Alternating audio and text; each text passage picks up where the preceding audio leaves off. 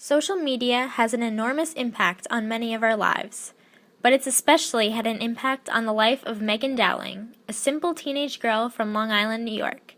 Social media gave her an escape from the hardships she faced both at home and in school, and ultimately helped to launch a career that she never imagined would exist. She tells her story of the success that social media brought her and the way it changed her life forever. I was bullied throughout school, and nobody ever really talked to me. Everybody kind of did their own thing, and everybody kind of fit into a clique or of some sort, and I kind of didn't fit in anywhere. And school really was never my thing, and I kind of was just there for the fun of it and kind of just get it over with.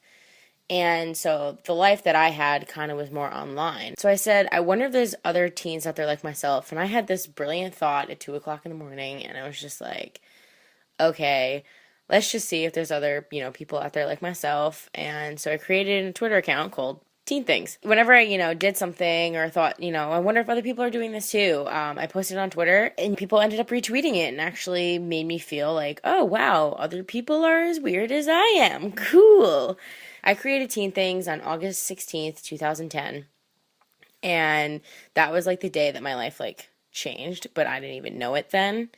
Teen Things slowly started progressing and, becoming more successful. And by June, which is less than 2 months, I had already hit 20,000 followers at that point, which was insane to me. So I was like, wow, 20,000 followers, 20,000 people actually care what I have to say. And I was like, wow, I could actually continue doing this. Celebrities started following me and retweeting me. And I was like, wow, how are these, really cool people focusing on something that I'm saying, like a girl that's from town in Long Island? How is what I'm saying relevant to their lives? They're so much cooler than me.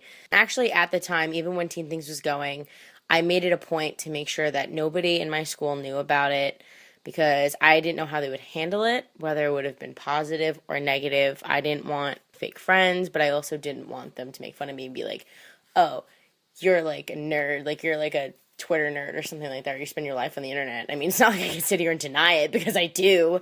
To be honest, it's insane to think about, because the day I created it, I was literally just creating it for the fun of it, just to get my mind away from school, just to get my mind away from having no friends, to get my mind away from problems that were going on at home and so on. So it was just my escape from life, and who would have thought that that would have turned into something enormous and as successful as it is.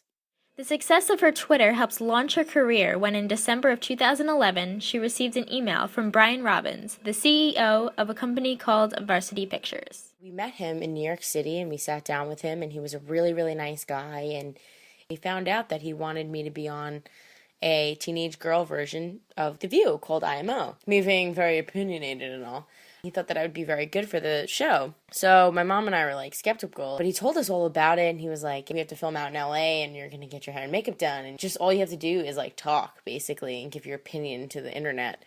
And I was like, okay. So I jumped on board with that. The first time I went out to California was March 2nd, 2012. And I was so nervous because I was meeting with these girls who were such big personalities at the time. I was very intimidated, and these girls were so pretty, and I was just like, I'm a potato. It was interesting, but it was me being in a new environment, and me being in new environments is something that actually is hard for me to do. IMO premiered on June 22nd, 2012, which is actually a day before my birthday, and is the day of my graduation from high school. So I felt as if that was the day of new beginnings for me. The timing of everything just couldn't be any better. And I felt like I started an official new chapter in my life.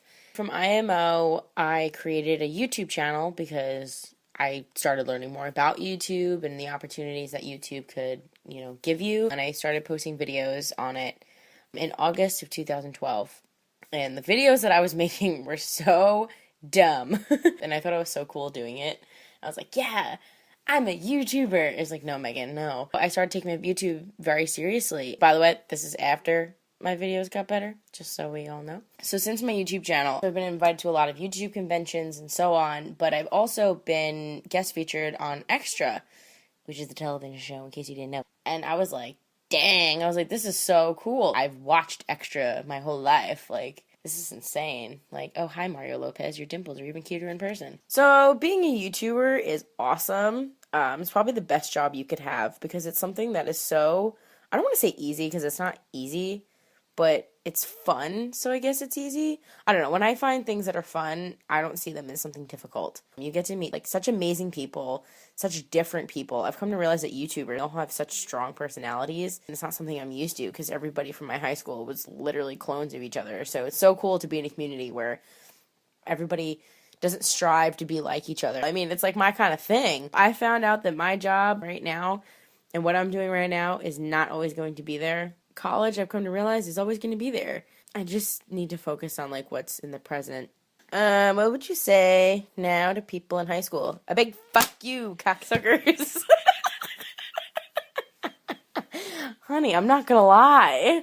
I'm not gonna be like, I hope you fall into a hole with scorpions. No, I'm gonna be like, fuck you. So the things that I would say to the people in high school would be, oh, I can't do this because I just want to say y'all suck. Oh my god. I have nothing nice to say. They never gave me a chance. They never even tried to give me a chance. And honestly, they are all doing nothing with their lives. You know, well, actually some of them are doing something with their lives, and congrats on that. Congrats on your life. But, you know, most of the people that were just so ignorant and rude to me are doing nothing with their lives. And it's funny because I've had people reach out to me from high school like, ooh, you're hot now, and you should come over at 3 a.m. No, I won't. That's just not okay. And I've had people, you know, message me now, like, trying to ask them to promote stuff of theirs, and I'm like, you never did anything for me, so why would I do anything for you? Like, yes, I'm a nice person, but I don't like them. It doesn't seem like Meaghan needs any of those haters anymore. Her story proves that you can overcome obstacles, and in time, things will get better.